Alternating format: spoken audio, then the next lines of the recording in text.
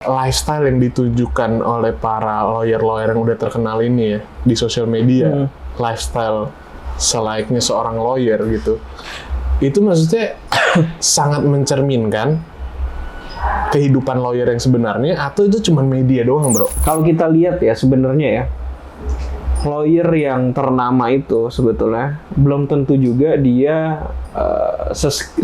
skillful yang kita nggak tahu. Dari 3 bakal calon itu menurut gue punya kelebihan dan kekurangannya masing-masing. Oke. Kayak Siapa? gitu.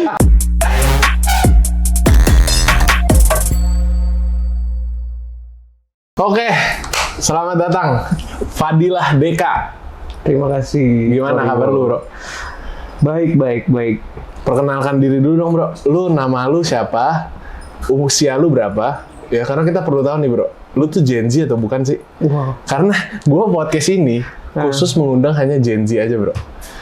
Jadi perkenalan diri dulu, bro. Sebelumnya perkenalkan, nama gue Deka. Gue 23 tahun, jadi verified Gen Z ya. Verified ya, Gen Z ya. ya.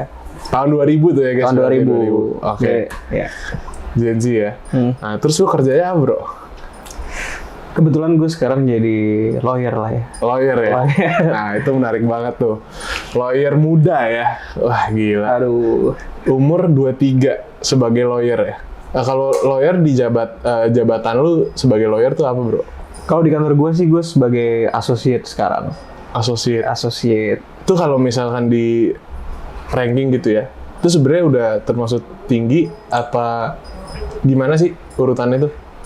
Sebenarnya kalau itu tergantung kantor ya. Kadang-kadang di kantor itu semakin law firmnya semakin gede ya. Itu kan bisa ada partner, even ada junior partner, senior partner, managing partner. Jadi strukturnya itu agak ada beda-beda lah ya, macam-macam lah ya. Oke. Nah, untuk associate sendiri juga kadang-kadang ada strukturnya juga. Ada senior associate, ada junior associate, bahkan ada trainee associate. Macam-macam kayak gitu. Nah, cuman kalau di kantor gue sendiri sih associate itu udah satu tingkat dari bawah lah. Jadi di bawah ada intern dulu, baru ada junior associate, baru ada associate. Intern, junior associate, baru associate. Iya. Berarti lu dari awal tuh intern dulu tuh ya? Gue di kantor gue dari intern. Intern dulu sampai sekarang udah associate. Sampai sekarang jadi associate. Oke, berarti udah lumayan lah ya, udah ada kenaikan lah ya. Ya. Ya gaji bro. Jangan dong. Oke, nah kalau kehidupan sebagai lawyer muda ya bro, kan gue pastinya banyak orang-orang nih tertarik nih bro ya, karena ngelihat sosok seorang lawyer kan, siapa sih maksudnya yang terkenal di negeri Konoha ini kan, ya kan banyak dong. Hotman Paris kayak gitu. Paris. Nah, tapi kan yang kita lihat kan itu kan di media tuh mereka kayak yang bergaya, hidupnya glamor gitu. Nah sebenarnya kalau lawyer muda kayak gitu juga nggak sih hidupnya, bro?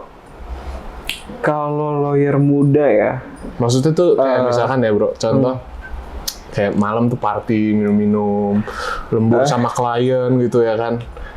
Iya, kalau bisa dibilang nggak semuanya seperti itu ya. Maksudnya nggak semuanya juga ada yang minum-minum kayak gitu. Semua tergantung preferensinya masing-masing. Cuman bedanya kalau kita lihat bapak-bapak di sana kan mereka udah sampai di titik tertentu ya. Mereka udah reach level yang mungkin nggak semua orang bisa sampai di sana.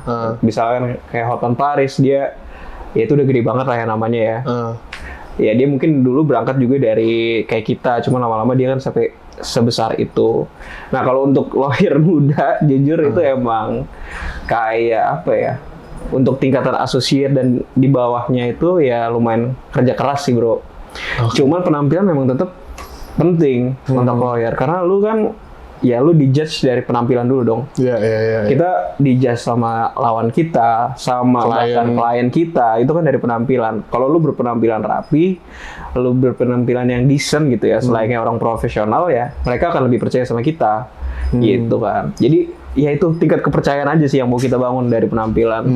Berarti sebenarnya secara tidak langsung untuk jadi lawyer yang terpercaya itu butuh modal yang cukup gede juga dong, bro. Nggak cuma modal otak doang. Ya, kalau penampilan lu harus bagus kan di depan klien, berarti lu harus beli baju ya minimal ya yang berkualitas juga. Ya kan? Berarti lu butuh modal juga, modalnya gede juga buat jadi lawyer yang Ya. percaya. Kalau dari gua sih, ini menurut pendapat pribadi gua ya, ya emang butuh modal sih. Gitu. Butuh modal ya. Ini kan kita dapatkan puni-puni pelan-pelan ya. Cuman kita kan bisa cicil, beli satu-satu, mulai mungkin dari satu kemeja yang bagus, satu batik yang bagus. Lama-lama kan kita jadi punya banyak gitu kan. Nah, cuman maksudnya menurut gua ya emang di situ investasi yang kita keluarkan beda-beda sih. Kayak misalkan kayak atlet ya, mungkin dia invest di lifestyle-nya dia, mungkin kayak makanan, pola makan, nutrisi, kayak gitu kan. Nah mungkin di lawyer itu selain lu belajar juga, karena ya maksudnya kapabilitas tetap penting ya, cuman penampilan juga nggak kalah penting. Maka dari itu menurut gua itu investasi yang ya haruslah sebagai seorang lawyer. Gitu. Tapi balik ke pertanyaan gue tadi bro, maksud gue adalah lifestyle yang ditujukan oleh para lawyer-lawyer yang udah terkenal ini ya di sosial media, lifestyle selayaknya seorang lawyer gitu, itu maksudnya sangat mencerminkan kehidupan lawyer yang sebenarnya, atau itu cuma media doang bro? Maksudnya bener nggak sih kayak maksudnya yang kita lihat dia malam tuh party sama klien atau apa gitu, terus meeting, bangunnya subuh, kerja keras, kerja juga kadang-kadang sampai lembur segala macam. Itu mencerminkan nggak sih yang kita lihat di sosial media seorang lawyer tuh seperti apa? Itu bener nggak sih di real life tuh kayak gitu? Kalau dari gue sih itu sebagian benar ya, sebagian benar. Kenapa gue bisa bilang kayak gitu? Karena gue nggak bisa generalisasi semua sama seperti itu. Cuman kalau dari penglihatan gue sendiri, untuk orang yang kayak misalkan kita ngomongin kerja dulu ya, workload, bangun pagi, terus kerja sampai lembur malam, ya itu gue juga rasain kayak gitu. Nah berarti itunya ada ya, itu memang betul. Pekerjaannya sampai lembur, lu mesti bangun pagi, mesti ada nggak kayak maksudnya lu mesti belajar lagi, baca buku lagi, pasti setiap hari kayak gitu, masih ada juga pasti. Karena ya namanya hukum itu kan dinamis. Selalu berkembang terus. Kayak gitu. Kayak kita juga harus up to date dengan peraturan-peraturan terbaru. Even yang lama pun juga perlu kita refresh kan. Nggak mungkin kita ya udah tinggalin aja gitu. Karena jadinya menurut gue ya, kalau misalkan kita lupain gitu aja, bisa jadi kita tumpul di bagian itu kan. Dan kita nggak mau itu. Ketika kita ketemu sama orang, itu kayak sebuah kesempatan buat kita untuk ngasih tahu bahwa kita nih punya kapabilitas loh. Maka dari itu kita harus maintain itu terus menurut gua, dari segi kapabilitas kita untuk belajar dan lain-lain. Nah, untuk yang tadi lo sampein juga, yang untuk lifestyle party-party itu juga nggak memungkiri ada. Karena kan maksudnya relasi itu penting ya, kayak gitu. Dan kita bisa berbaur lebih gampang kalau misalnya kena alkohol. Jujur aja gitu kan. Kita maksudnya kenal nggak kenal, kita jadi kenal kayak gitu kan. Lebih cair lah suasana. Lebih cair bener ya. Kalau misalkan lawyer yang nggak suka minum, ada juga. Jadi dia susah dong untuk naik level. Sebenarnya tergantung pribadinya sih ya. Menurut gua, lu nggak minum, tapi kan lu bisa bawa dia ke misalkan tempat makan yang fancy atau yang bagus gitu kan.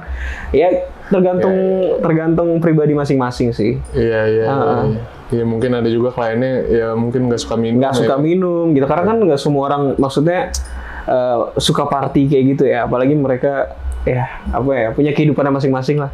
Dan tanggung jawabnya masing-masing. Kalau idola lu di Indonesia siapa bro? Yang lu look up nih, wah gue suatu saat akan pengen jadi lawyer seperti dia.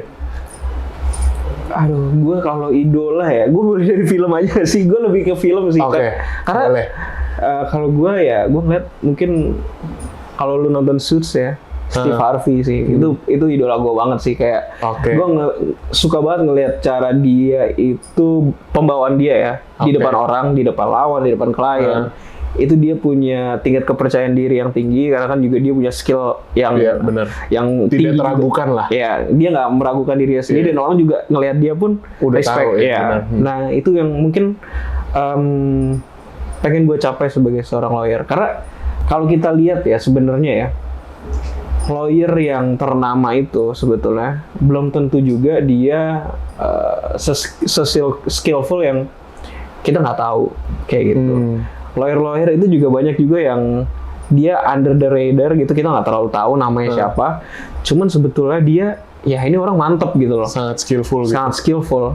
Karena ya balik lagi ya, mungkin ada beberapa lawyer juga yang kesannya pengen apa ya? Dia pengen terkenal, misalnya dengan dia akhirnya ikut case-case yang mungkin high profile tapi juga nggak penting-penting amat. Kayak misalkan perceraian artis kayak gitu kan. Nah itu kan langsung naik ya namanya kan. Even dia mungkin skillnya juga nggak semantap itu dibandingin.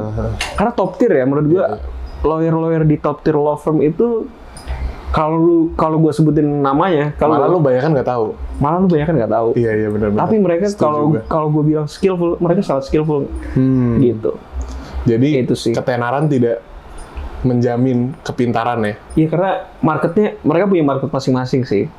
Kalau menurut gue ada juga kan kalau kita apalagi nanganin perusahaan ya, kita nggak pengen kadang-kadang bawa attention yang nggak diperlukan ke perusahaan kita untuk masalah-masalah tertentu kayak gitu kan.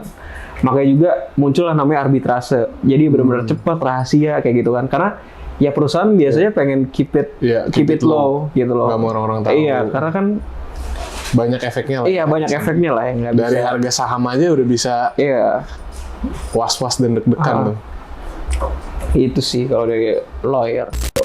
Lu setuju nggak kalau misalkan ada stereotype bahwa Gen Z itu ya generasi kita ya itu adalah orang-orang yang lemah, tidak berkarakter, tidak punya etika kerja yang bagus, pemalas, tidak bekerja keras dan lain sebagainya. Lu setuju nggak ada stereotip kayak gitu? Kayak Instagram, TikTok kita bandingin sama aplikasi kayak detik.com. Siapa sih yang mau baca berita-berita kayak gitu? Untuk lu bisa menang pemilu, apa sih yang lu butuhin, bro? Rakyat, suara kan?